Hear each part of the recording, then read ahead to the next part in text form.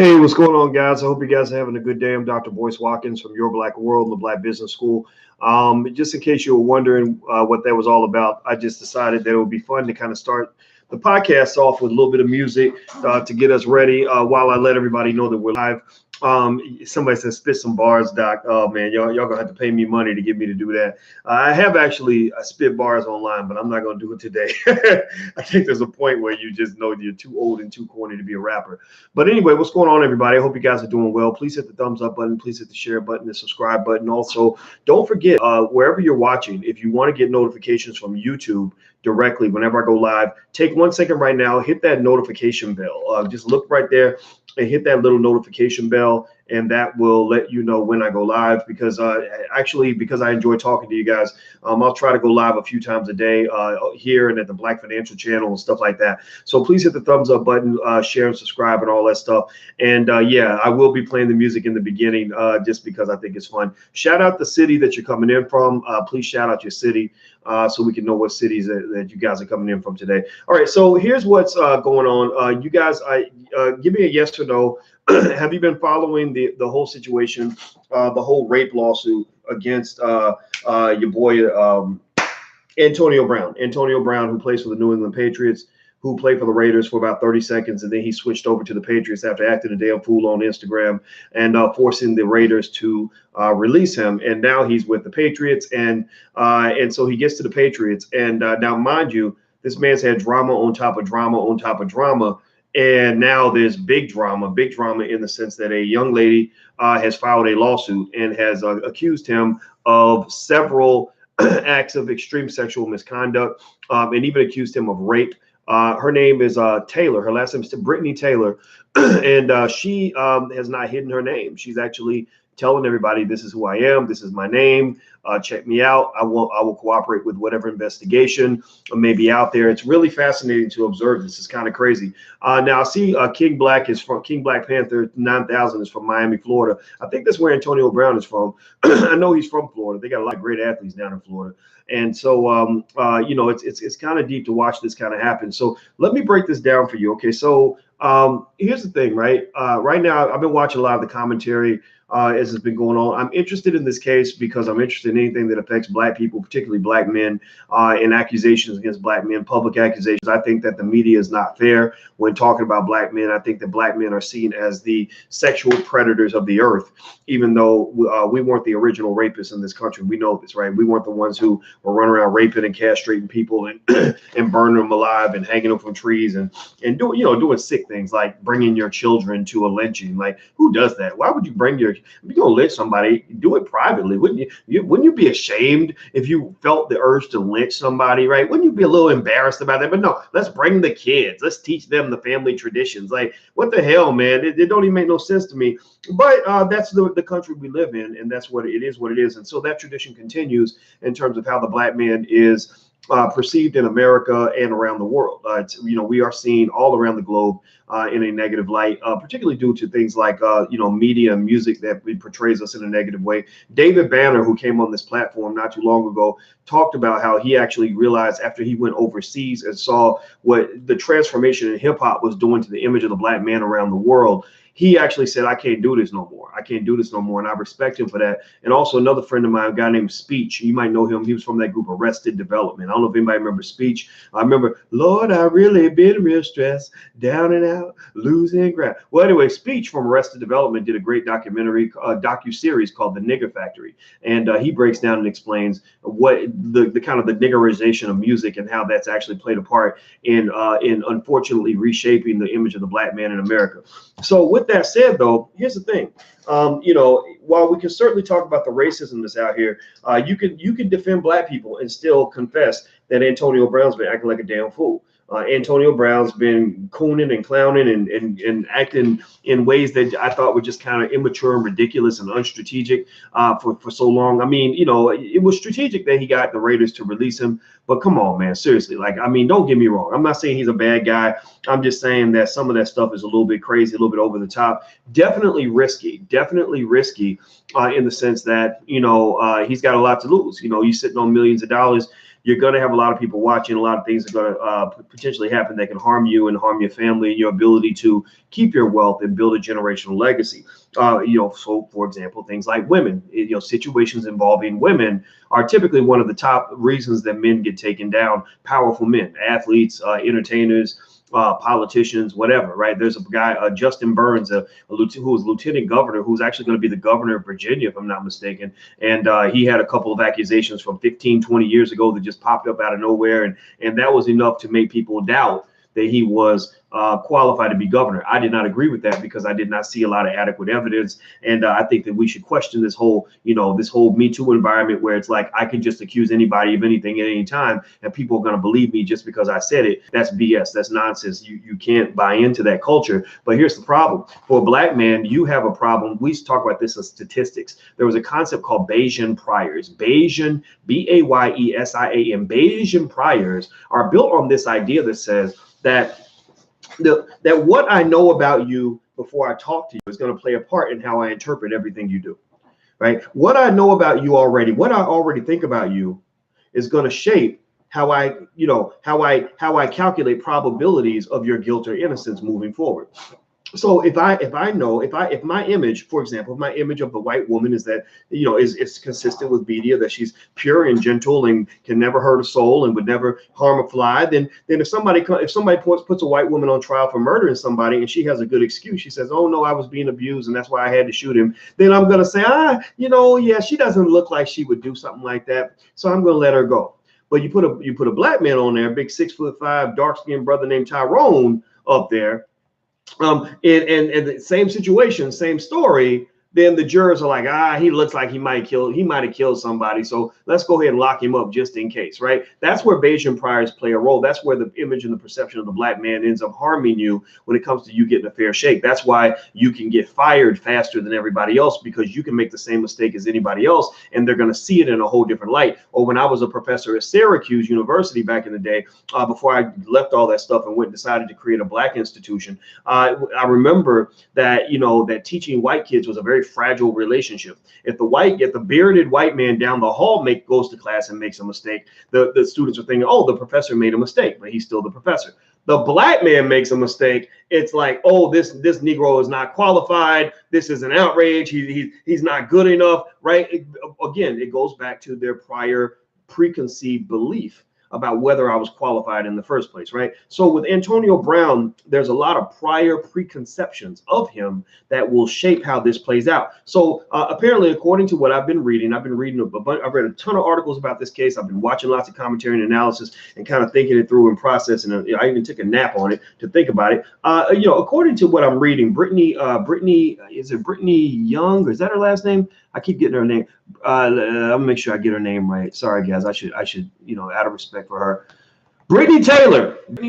Okay, so Brittany Taylor, apparently she had a fiance, and which kind of made me kind of wonder, like, what was the deal? Why she was spending all this time with Antonio Brown while they were sitting there watching church services on an iPad together. Which when me and Alicia watch things on an iPad together, we're usually pretty cozied up. You got to be close because the iPads are kind of small, so you got to kind of get in there, right? Which is different from watching it on a big screen TV where you sitting over here, I'm sitting over here, and we just laughing it up, right? But that makes me kind of wonder if this could be an OPP situation, right? Was she kind of playing both sides of the fence?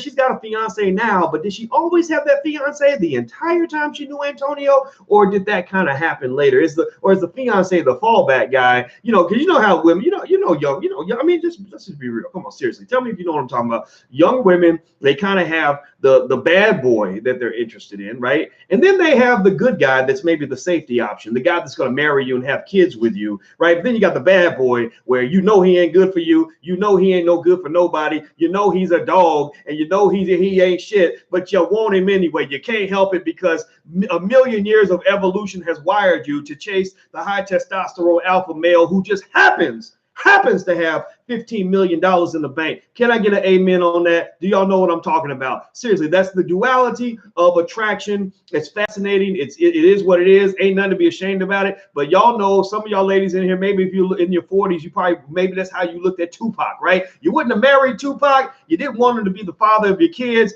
but you saw him walk around thug life tattooed on with his shirt off, and you kind of said, huh, that looks interesting. I think I'll watch this show for a couple more minutes. Okay, so let's just be clear. So that's what went through my mind, right? I was like, I wonder if this is an OPP type situation, right? If something was going on that shouldn't have been going on. But here's the deal: what's going to shape this whole outcome is not the OPP; it's what I call the POP.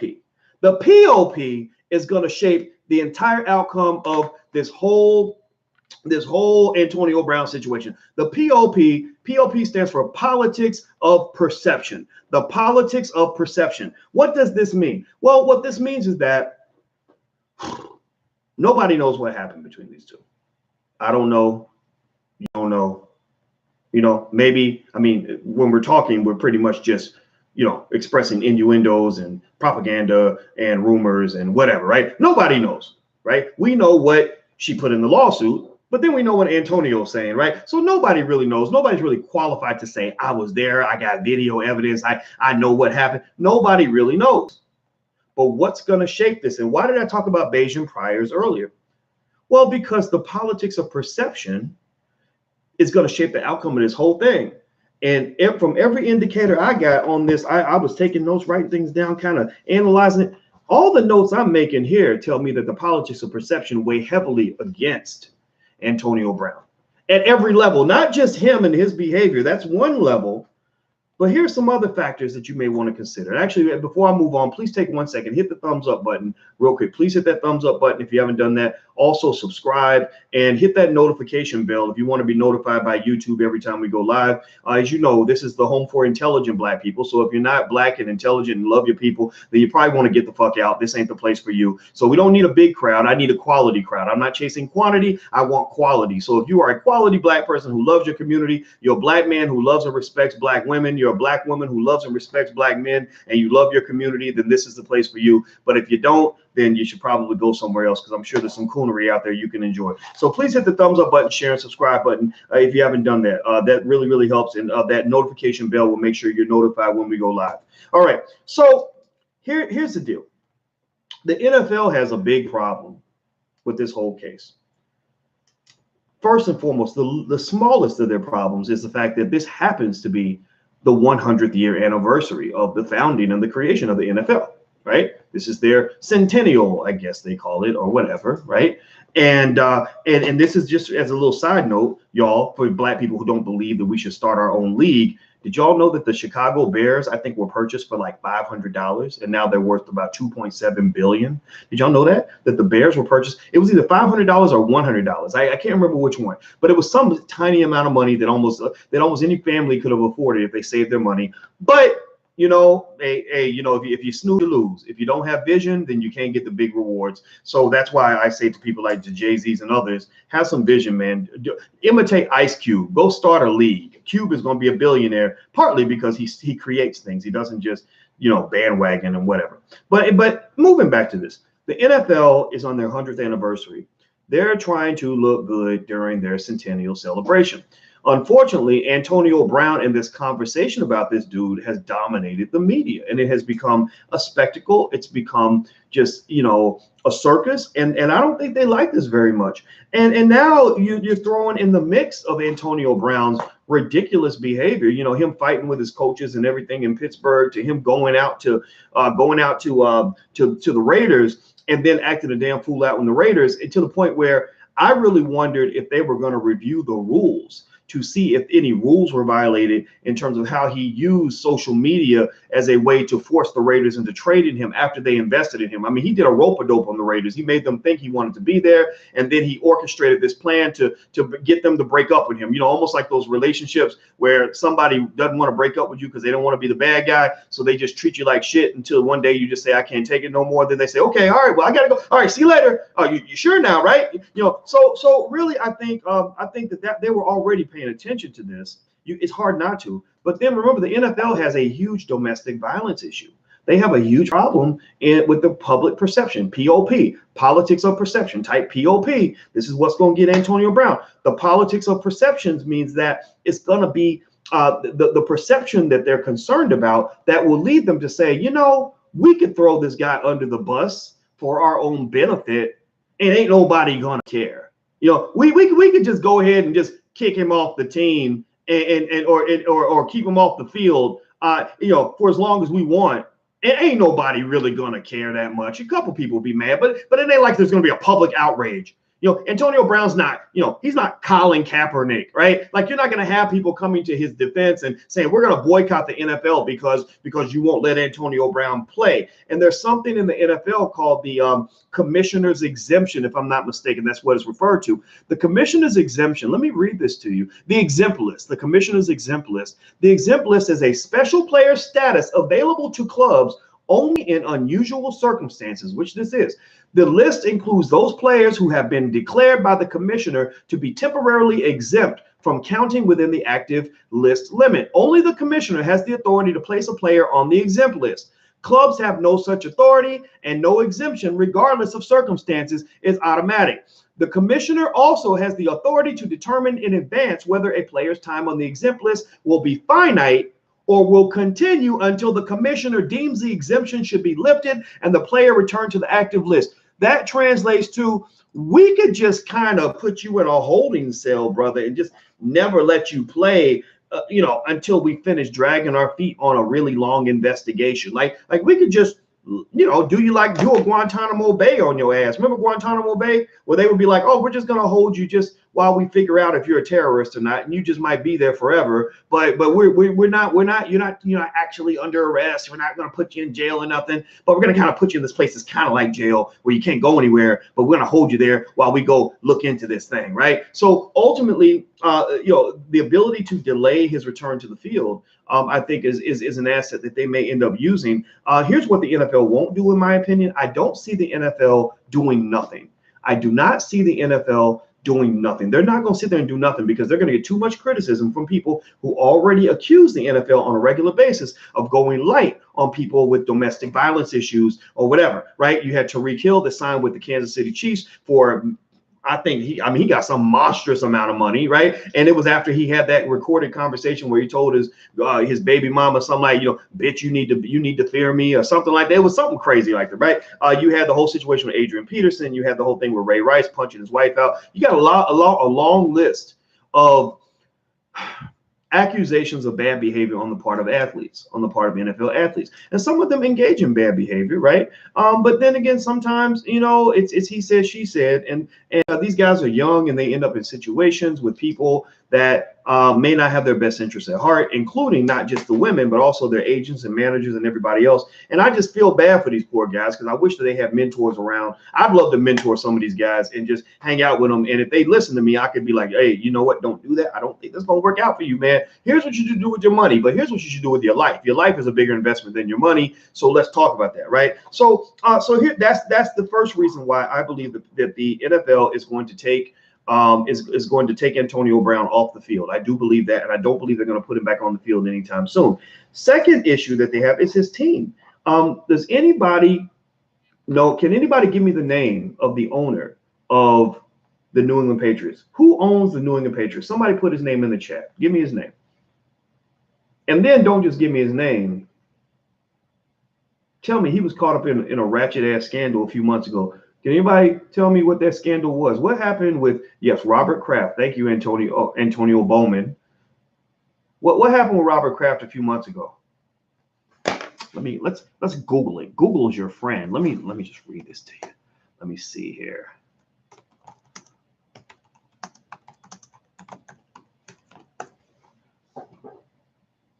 Let's see here. Okay. Rolling Stone magazine. Robert Kraft, the billionaire who owns the New England Patriots, it says here in this article, a judge has ruled the surveillance video of New England Patriots owner Robert Kraft allegedly engaging in sexual acts at the Orchids of Asia Spa in Jupiter, Florida, will not be released. A key ruling that may very well lead to the dismissal of his case. Well, what was his case? Kraft was charged with 2 counts of solicitation of prostitution on February 22nd, along with 24 other men who've been caught up in a wide-ranging sex trafficking investigation targeting various massage parlors throughout the state of Florida. The charges against Kraft and the other defendants sparked widespread discussion about sex trafficking, as well as criticism from sex workers' rights activists questioning the prosecution's claims that the women at the spa were working there against their will. Okay, so Robert Kraft, the owner of the Patriots, the team that Antonio Brown plays for, is already under a microscope for participating in Jeffrey Epstein type situations. And the only main difference, though, is that, you know, Epstein's situations were far more numerous and they involved young underage women. But in the eyes of the public, it's all about billionaires getting freaky and getting away with it, breaking the law and, you know, taking their drawers off and doing all kinds of crazy stuff, right? So basically, Kraft, I believe that Kraft being under that microscope for trying to get over his shit is going to cause him to be a little bit concerned about trying to cover for Antonio shit. I can't cover my shit and your shit at the same time. That's just too much shit. That's a big pile of shit. It's going to stink, right? So I believe that Robert Kraft's legal situation, which is not over yet, is going to cause him to reconsider whether or not he wants to really back Antonio Brown, who already, by his behavior at the Raiders, has shown that he's not a trustworthy person. He's not somebody that you're like ride or die with. He's not a guy you can vouch for. He's not proven himself to be that guy. The only thing Antonio Brown has working in his favor is his talent. He ain't got nothing else. He ain't got all his goodwill. He gave all that away with his antics when he got to the Raiders.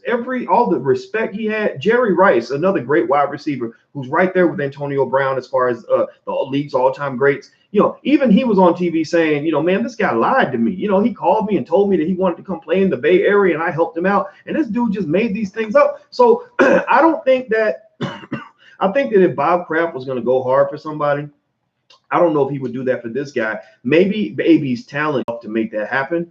But I don't know if it's enough. The Patriots, they won a Super Bowl without him, and they got another guy named Josh Gordon who's incredibly good. So I don't really know if they're going to feel the need to really go out and fight for this dude. Excuse me, the way he needs somebody to fight for him. Now, do me a favor, please hit the thumbs up button, share, and subscribe button. Don't forget, if you want notifications whenever we go live on drboycetv.com, just hit that notification bell right now. That way you'll be notified. Also, if you guys want to come out to the All Black National Convention or to Louisville, I'll be in Louisville, Kentucky on the 14th, Houston for the All Black National Convention on the 27th, and then in New York City on October 27th for an investment seminar, a day-long investing seminar, pop-up business school we're going to do. If you want to learn investing, you can come out to that. Fly on out to New York. I think you're going to love it. Just go to drboyceseminars.com. Somebody type that in, drboyceseminars.com, and you can learn about all those events, everything we have going on. So I'd love to have you guys come out. I'd love to see you, drboyceseminars.com. All right, so here's another point. Okay, so we just to summarize, POP, politics of perception. What I think is going to take Antonio Brown down, politics of perception, not the OPP part, but the POP. Is one, the NFL has their issues of dealing with accusations that they're lenient on people who are accused of domestic violence or assault or whatever the case may be. Two, the Patriots have their own shit. They're trying to cover up for their owner who's already got a legal situation involving women. Three is Brown himself, who behaved ridiculously when he was with the Steelers. He behaved ridiculously when he was with the Raiders. He has proven himself, unfortunately, to be an untrustworthy person. Nobody wants to vouch for him right now. Antonio Brown ain't got no friends. He just really doesn't have any friends. And then the last part, this is the kicker too. I checked out the accuser, Miss Brittany Taylor. Brittany Taylor. Now, is Brittany a gold digger looking for a come up? I have no idea. I think honestly that she might be, but you know, gold diggers can be raped too. You know, women looking for a come up can be raped too. I know plenty of women who look for a come up because they are attracted to men who have wealth and money and everything else. Maybe want to come work for them, but they don't want to have sex with them. Maybe they want to date them, but don't want to get raped, right? So you know, the idea that just because she might be looking for a come up, that means she's lying, I think that you got to be cautious about that. At the same time, it does impact credibility if it becomes a he say, she say situation, right? So you know, I think Antonio Brown's perception was that she was looking for a come up. You know, when I read the text messages, which was about like the most ridiculous, like, amount of ebonics I ever read in my life. Like it just reminds me of how bad our public schools are. That's why you got to stop letting white people educate your kids. They just totally fucking them up. But let's get back to the point. He seems to feel that she was looking for a come up. And again, a lot of women are attracted to NFL players for that reason. I mean, have you ever seen like some professional athlete literally dating a woman where you know that on no other planet and in no other reality would these two ever be together if he did not, make $10 million a year? Like seriously. And you got to be cautious about that. If you're one of those guys, you got to really be careful because they want what you got. They don't really want you. Like that's not like being with you is not what they're looking for. They want to be with your money, right? If they could date your money without dating you, they would probably do that. Now, one other strike against Brittany that people have brought up, which I think is a legitimate point, is that, these sound like criminal allegations in this suit. This suit is like the last part, which kind of took me aback was, he pinned me down and he raped me.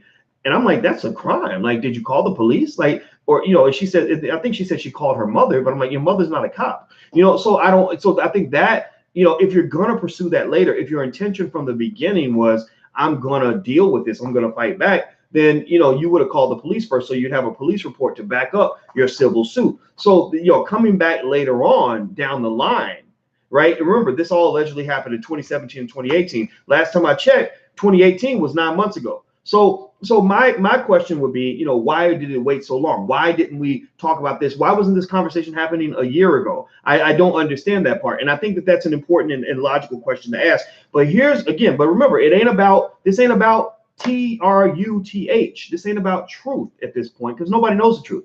This is about POP, politics of perception. Politics of perception. Perception. What is the perception though of Brittany Taylor? First of all, I looked at her and I checked her out. I read about her, just kind of got her facts. First of all, she's a college graduate. She's a beautiful woman with a beautiful smile. She has taken a lie detector test and allegedly she claims she passed it. And she ain't hiding. She has revealed her full name and she has openly offered to cooperate with any investigation the NFL might want to make. So she's like, I'm out here. I'm fully transparent. Here I am. Check me out.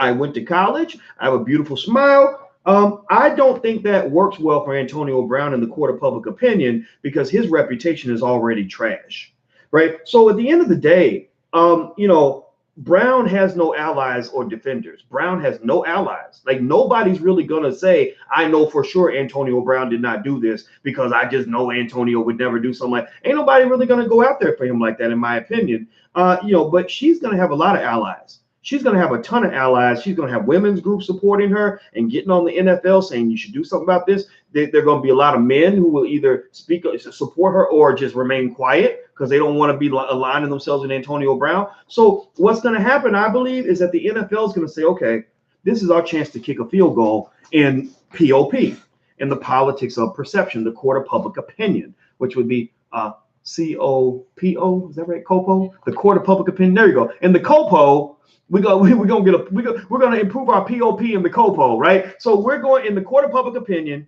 We are going to gain some points in the politics of perception by going ahead and throwing this motherfucker under the bus.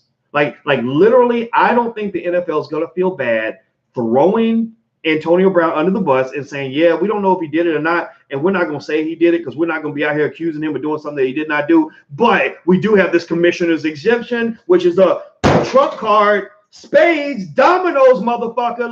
Like they pull out the trump card and boom, they can put him on this exempt list and say, we're agnostic. We don't know what happened. We're just gonna let the investigation work itself out. We're gonna wait and see what happens in the court of law. We don't know what's going on, but just to be safe, we're gonna go ahead and put Antonio on the exempt list, and maybe we'll never see this son of a bitch again. And I think this could be the beginning of the end for Antonio Brown. I really do. And I think that if it did happen in the background where maybe the lady reached out or her lawyer reached out and said, you need to pay us or we're going to go public, maybe he should have went in and paid whatever money it was that they wanted. Because again, it's not a coincidence that all this came out now, like right now, like really right now.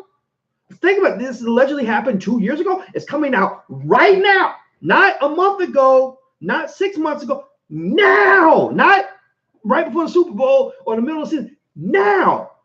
And it just happens that right now, the whole world is talking about Antonio Brown. People like Vanessa Jones or Marlon, y'all may not even be able to tell me. If I said to you, give me the names of a receiver and a running back who played for the New York Giants, a lot of y'all couldn't even do it. A lot of y'all couldn't. If I said, well, who's the best tight end on the Tennessee Titans? Tell me who that is. Y'all don't know who that person is. But if I say, who's Antonio Brown, y'all be like, oh, that's that guy that went to the Raiders and he was blah, blah. Like, so his name is big in the media right now. And his POP, the politics of perception, are weighed against him. His public image is in the toilet. And when that happens, that's a lot of times that's when people say, okay, I smell blood in the water. We're going to go after him right now. Right now. It's not, this is nothing happens coincidentally most of the time. There's usually something at work in the background, and I'm sure the lawyer said, oh, we got POP in our favor. We ain't even got to actually prove nothing. This ain't really got to be true. We just got to use the POP to win the COPO, right? So we're going to use POP to win so we're basically going to win politics of perception in the court of public opinion. That will be enough for us to get paid. That's what the lawyers are thinking. Because just in case you don't know, lawyers don't give a shit about you. They just want to get their bread. That's what they want to do, right? They don't even care who's right, who's wrong, who did what. They don't give a shit. Seriously. So anyway, that's it. I'm done. Hit the thumbs up button, share, and subscribe button. Also, if you want to get notifications whenever I go live, right now, take 1 second right now, hit that notification bell. Please hit that notification bell so that when I go live, sometimes I go live more than once in a day, you guys will get notified. If you want to also get a text message when I go live a couple times a week, I don't send out text messages all the time, but a couple times a week, feel free to text the word Boyce to 31996. Text Boyce to 31996. Also, if you want to learn about wealth and wealth building and everything else, the Black Business School is always in the background because they're the sponsors of all of this in our building of Black media. So feel free to check it out. Go to theblackbusinessschool.com. Talk to one of the counselors about your personal wealth plan, your personal goals, what you'd like to accomplish economically for your family, and they will talk to you, and you can actually get started for free. It doesn't cost you anything to sign up, and then later on you can decide if you want to upgrade. If not, that's okay too. We just want you in the family. So go to theblackbusinessschool.com. Some of you are asking about this shirt. I get this shirt. We have shirts like this at wokeblacktees.com. Wokeblacktees.com. So feel free to go check that out. And also, last but not least, don't forget All Black National Convention, September 27th. As soon as the live stream is available, I will also let you guys know how to sign up for the live stream if you'd like to join via live stream. It's going to be in Houston. I'm going to be in Louisville, Kentucky on the 14th, and then also in New York City on October 27th. You can learn about all of this and everything coming up at drboyceseminars.com. That's drboyceseminars.com. So yeah, so this is not anti-Antonio Brown, but it is something that says I am concerned. I wouldn't be surprised if you told me Antonio Brown was never going to ever play again out of this. It wouldn't surprise me one bit. I think there are always these little turning points, these little inflection points, these little tipping points where suddenly everything that's going north suddenly goes south. Suddenly, the guy that everybody wanted becomes the guy nobody wants. I think this could be a tipping point for Antonio Brown. So I think it's going to work out very, very badly for him. And hopefully he didn't rape that poor girl, because if he did, I have no respect for him, because I'm not going to sit here and co-sign on nobody who's going to go rape a woman. But then again, though, I defend Black men as well. And I believe that if you're going to accuse somebody of something serious, you have to have some proof and evidence. So I think that's important as well. All right, guys. So I'm out of here. Have a good day. Thank you for hanging out with me. This was fun. And I'll see you guys soon. And who knows, maybe I'll be back later on today, answer some more of your questions. So don't forget, hit that notification bell, and you'll get notified when I go live again. So I'll see you guys soon. Take care. Have a good day. Be good. Peace.